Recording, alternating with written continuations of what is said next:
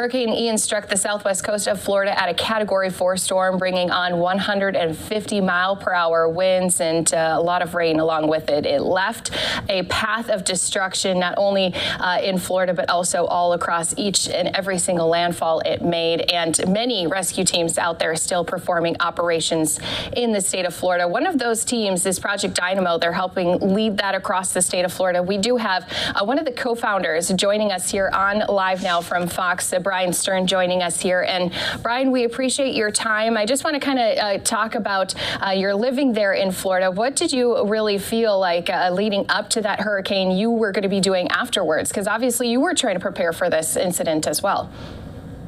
Yeah, thanks for having me, Kristi. I came back. I came back to Florida from another trip, racing back to prepare my own home for the hurricane. I live in Tampa, and that was the original trajectory of Hurricane Ian, was to come straight for us. Once we saw that the trajectory was going to head not towards us, towards the south a little bit, I knew just through experience that people would need help, that the area that it was going to hit was pretty hard to get to, and that's kind of where Project Dynamo excels, frankly. So once we realized that we were going to be more or less okay, we started loading our vehicles, loading our boats, and headed south as soon as the sun came up on day one. We got in the water as soon as we possibly could, right after breakfast, right before lunch, and we started doing rescues pretty much immediately. And you said that this is something that your team's familiar with. So give us a little description of Project Dynamo for those who haven't heard of it before. Project Dynamo is an international rescue organization. We're veteran-led, donor-funded, and we operate in the gray zone, in the gray space between the U.S. government. So we're not government funded or anything like that. We operate where the government isn't, or left, or hasn't arrived yet. So Afghanistan, Ukraine, and now Hurricane Ian. Once the government shows up, or those resources, those federal resources arrive, we kind of tiptoe out. So we're first in and also first out usually. So being first in a case like this, I know you had sent some pictures and videos along as well, but talk about the very initial first things that you saw, because obviously a lot of people have been seeing some of that damage and just certain areas completely wiped out, it almost seems like, and even covered in sand. So what were some of the first things you were seeing when your team started going out to do some rescue operations? When we first arrived, when we first started this thing with Hurricane Ian, it's actually our first natural disaster. I was a 9/11 first responder, and that was the only real preparation that my team and I had for this kind of thing. So I went into it, frankly, a little intimidated. And what was strange is how prepared we were from our war zone work and austere environment work in places like Ukraine, where we're used to dealing with people that have lost their homes. We're used to dealing with flattened homes. We're used to dealing with a ground environment that's very dangerous and hostile, not just from an enemy force perspective, but from an environmental perspective, but dirty water and down power lines and that kind of thing.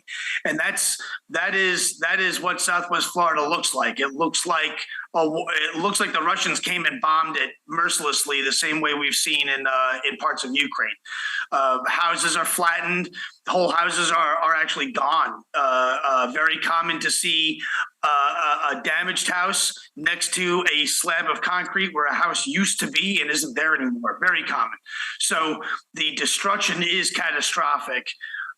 Even from the human piece, we have a lot of experience dealing with people who have had their whole livelihoods whittled down to a small bag overseas, and now we were actually uniquely prepared to deal with these folks in Florida, which I didn't think I didn't expect that, I guess is a better way of saying it. That was kind of a surprise to me. Yeah, and I mean, some of these pictures you can see just what you're saying, almost kind of like a tornado disaster zone where your neighbor's house could look fine, maybe a couple shingles missing off their roof, and then all of a sudden the next house is just completely torn apart. I'm sure it's been a lot of emotions to be seeing these people go through, especially when you are taking them away from their homes, but obviously thankful they still have their lives. Yeah, Absolutely. And it also touches home a little bit more because we're from here. I have an 813 phone number. This is my area code.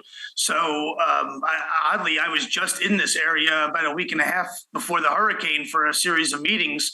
I was just there. The restaurant that I had luncheon with a friend isn't there anymore, literally. So this definitely is a lot closer to home. And because we operate, generally speaking, we operate on the ground. Dynamo has done air operations and ground operations. We've never really done maritime operations before.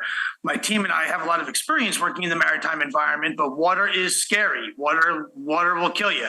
So the maritime environment here in Southwest Florida is actually just as hostile and just as nasty as the ground environment. On the ground, you have all the destruction and propane tanks that are cracked open and down power lines and water and all that stuff. The maritime environment, there are no navigational aids. They're gone. The charts don't read well anymore. What used to be 6 feet of depth is now 6 inches of depth. And there's so much debris in the water that could absolutely rip apart a boat and kill us. Is very, very, very present. We were in one of the channels and cruising along and keeping our eyes out, and an entire F-350 pickup truck was sitting in the canal about 4 inches below the water line. And if our boat would have hit that, we definitely all would have been killed. So we drive real fast. So the maritime environment is a hostile environment, and the ground environment to operate in is of course very dangerous too. Yeah, and I can't even imagine trying to work your way through those challenges while also, I'm sure, feeling a little bit of that urgency to try to find people who may have still been left behind. Maybe they weren't able to get out of the way and path of this storm as much as they thought. What were some of the stories of some of the people that you guys came into contact to that you are comfortable sharing, though, because I know that there's probably a lot of people who unfortunately just had so much loss that it was so hard once they finally were able to leave? Because we do these operations ourselves, it's kind of hard to say this person's suffering was more or less than the next one. These relationships that we form with our evacuees honestly become lifetime. We've done this a lot overseas. This is our first domestic operation, but we have a lot of experience with this. So there's no one case that sticks out. I cherish every single one of them. We've rescued pets, we've rescued amputees, we've rescued handicapped people, we've rescued the elderly, wheelchair-bound people, all kinds of stuff. One of the cool ones that we did was a family that we had made contact with was actually found by a jet skier who we lashed up with, and that person was in medical duress. It was actually two people who were not married. They were just neighbors and friends. They decided to stick together, and we landed a Coast Guard helicopter on the beach. And it was one of these moments that was kind of the best of America. You have Project Dynamo and my team working on land. We beach our boats, come off the boats D-Day style. We have our boats in the water, coordinating with the helicopter above while we're working with the family, partnered with a random jet ski resident, and everyone's working together. It's the best part of America. That really is what happens in these things. I saw this at 9/11 at Ground Zero. The original, when the towers came down, New Yorkers aren't known for being polite to each other. Generally speaking, we're not. I'm from Queens. But you saw random people who the hours before probably would have shouldered you onto the subway. But now that we're all dealing with a huge problem and catastrophe, everyone's working together. And that really is touching. It really is. It's the best part of America. There's no politics out here. No one's a Republican. No one's a Democrat. We're just Americans.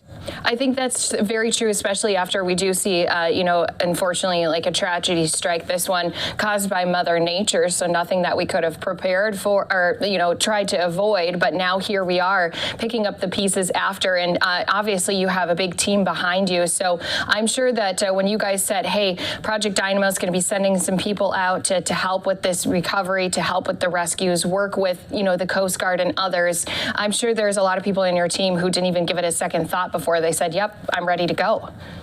Not a single person on my team. This is what we do. This is what we do. When there's a problem, we're the stopgap between resources showing up wherever it may be. Honestly, it doesn't matter if this was Florida or Botswana. It doesn't matter. Americans are in trouble. We'll be there until bigger resources show up.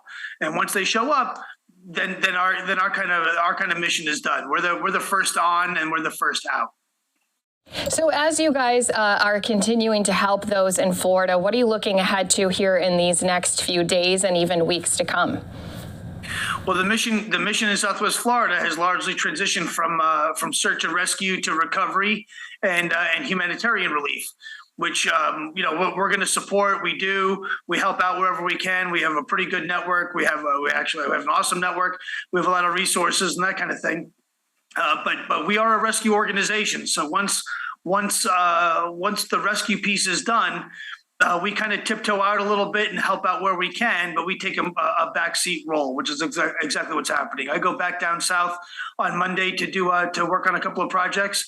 One of the reasons why people like to partner with us is our approach to operations globally tends to be a little bit different than everybody else. So we don't pull our boats up to a dock, and we're not a taxi service. In this case, we're not a water taxi service. We literally when we infiltrate these islands, we literally beach our boats, and it looks like D-Day is what it looks like. We kind of storm the beach with chainsaws and hand tools as a mechanism to get as close to an address as we can. Now that the roads are opening and some of those things are opening, the need for that decreases. So now, as you guys continue to shift what you're doing, just again, talk about Project Dynamo as a whole, looking ahead even to the next year. What's going to be some of the upcoming things, or is it more just respond as those needs pull up? Because obviously, like you said, you guys kind of are able to do some things that maybe our government has more of their hands tied in. Yeah. So again, we operate where they're not, right? For whatever reason, because they haven't arrived yet, they're never going to come, or they left, whatever. We're looking at things like Taiwan, very important to us. Our real skill set is overseas operations in denied areas and gray zone operations. So we build our infrastructure before. I always say Dynamo is like Noah's Ark. Noah built the Ark before the flood, and he didn't build it in a weekend. And that's what made us successful in Ukraine. That's also what made us successful in Afghanistan. And oddly, that's what made us successful in Southwest Florida, because we had a lot of friends there. So we're looking to areas that it doesn't really matter where. And honestly, it doesn't really matter what the conditions are. It's all about where people are suffering. If we can get there before other people are able to, we're going to go. We're entirely donor funded. I'm a volunteer. I don't get paid. Nobody on my crew gets paid. And we operate with the kind generosity of our donors, which are everywhere and everyone. And we need your help. These boats cost money, and boat captains cost money, and gas costs money, and radios cost money, and all this stuff cost money. So we need financial help always. In particular, right after an operation. Our first Afghanistan operation that we did, I put on my credit card. So and then went and fundraised afterwards. So we need the public support. We need the public support to help us keep doing these things. I need to be ready for when something else happens, so that we can get in there, be there real quick, real fast, and start operating on the ground in hours. And tell people how they can help if they want to lend a hand too, because I know that there's always people looking for different ways on how they can help people. Yep, the best way to help us is go to our website, projectdynamo.org, and there's a big red button that says donate. That is the #1 way to help. We're also on Facebook and Instagram. I'm not a social media guy, but I have somebody who is. And sharing awareness is the other big thing that really helps us out. Sharing awareness, and we post a lot of stuff, and sharing it so that people understand and understand the situation a lot of these folks are going through. Well, and that's how I found you guys too. You see some of those pictures on social media, you start to then research these groups, and you realize just what amazing work they've been doing. Anything finally that you want to say, Brian, about the work you guys have been doing in Florida? Because obviously your team has been just so huge in leading that help, especially right after that hurricane had exited Florida. Yeah, number one, the last thing I'd say is my team is absolutely awesome. I love every single one of them. They're great. New friends, old friends, strange friends. We're kind of an eclectic bunch, so my team is absolutely awesome. And also a real big shout out to Sanibel Fire, Lee County Sheriff, Sanibel Police, Florida Fish and Wildlife have been awesome. These are local folks who are on the street dealing with these problems, and people forget that they're locals themselves. The firemen of Sanibel Fire also lost their homes, and they're also on the street helping others. They're real heroes, and they were an absolute blast to work with. They were great folks, just real good people that welcomed us in and all that stuff. So big shout out to all the different agencies. There's dozens of them, and all the other NGOs that are working out there. FillTheNeeds.org, my good friend Amy, she is a networking machine that really got a lot of. She's the mortar between the bricks for a lot of these things. Super awesome organization, very good, very so everyone that's helping out. Just thank you, and it's also I really mean it. It sounds a little cheesy and it sounds a little hokey, but these situations really bring out the strength of America. It really does. It makes me as a 24-year combat vet. It reminds me what we all fought for. It's not politics. There's no politicians out here, but it reminds me what we all fought for. Seeing all these different people who don't know each other, who are stitching together these plans that are very dangerous in a very dangerous operating environment, very complicated to save American lives. You can't make it up. It's amazing. It really, there's nothing like seeing these stories come through and successfully at that too. And we definitely have to say thank you to you guys and your entire team at Project Dynamo, and especially for sharing some of those details about what kind of work you've been doing with your boats in the water and boots on the ground. So Brian, thanks again for being here with us on Live Now from Fox. And we hope that you guys can continue to help those who are most in need. Thank you very much. Thanks for having me.